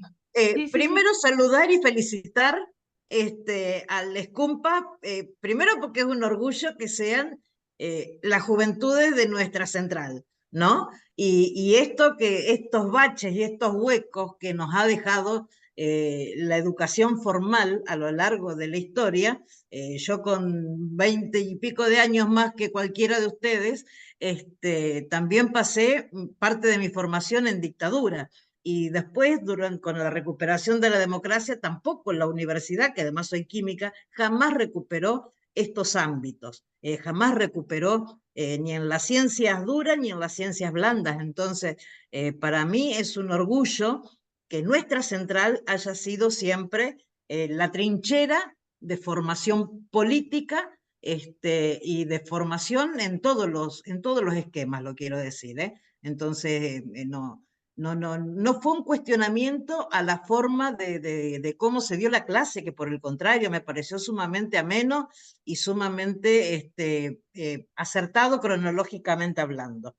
Por eso dije que tal vez lo tiro como disparador, con haberme dicho suficiente, está el segundo ciclo, yo ya estoy lista porque entiendo que son cosas que son demasiado abarcativas para una clase tan breve. Así que bueno, solamente saludarlas y agradecerles y felicitarnos por pertenecer. Y para quienes no pertenecen todavía, también hacerles la invitación fraternal para que nos organicemos y podamos fortalecer esto. Buenísimo, Clau. Buenísimo, buenísimo. Viole, Yo, Fer, Ine, Ana. puedo una sola cosita, porque me quiero enganchar de Fermín, me voy a colgar de Fermín, y por por lo que dijo Norma, no me imagino, me encantó lo que dijiste, Fermín, cómo salimos después del batacazo. No me imagino una noche más oscura después de la derrota de la semana trágica, y sin embargo, la clase encontró la salida. No me imagino una noche más oscura después del 55, ponele, y los fusilamientos, y salimos otra vez, Norma. No me imagino una noche más oscura del 25 de marzo de 1976, 24 de marzo de 1976, y de alguna manera, como dijo Fermín, a través y a partir de la lucha vamos a encontrarle la vuelta otra vez, Norma, y a todos y todas, es nuestra esperanza. Gracias, Fermín, gracias, Viole, y a todos y todas. Bueno, si les parece, nos vamos despidiendo y nos encontramos la semana que viene. Tenemos otra charla sobre extractivismo y después el seminario sigue en septiembre. Pero igual seguimos ahí conectados y conectadas en el grupo de WhatsApp y en el campus. Te agradecemos un montón, Ana. Le agradecemos a Mariano, que está acá Ine, al no nos lado. olvidemos de mencionar lo de la... Hola, Marian. Vamos, Marian. Gracias, Marian. Y gracias, Ana, también. No nos olvidemos de mencionar lo del trabajo, que igual después lo dijimos por el grupo, pero que va a haber un pequeño trabajito de acreditación seguramente, así que era lo que nos había quedado pendiente de mencionar. Sí, después les mandamos ponemos la consigna en el campus y la mandamos por el grupo de WhatsApp. Pero bueno, muchísimas gracias por estar ahí, por todos sus aportes y por todas las reflexiones que fueron saliendo. Disculpa si el tiempo no alcanzó, la verdad que sí eran muchos temas para 2 horas, pero vamos a seguir profundizando sobre todo lo que ustedes traen en los encuentros que siguen. Así que bueno, muchísimas gracias y un aplauso para todos nosotros por estos espacios. Bueno, y nos vemos la próxima. Abrazo grande, compas. Hasta la No se próxima. bajen del barco. Gracias, hasta la próxima. Después ponemos la en el campus. Gracias, chau, chau. Adiós.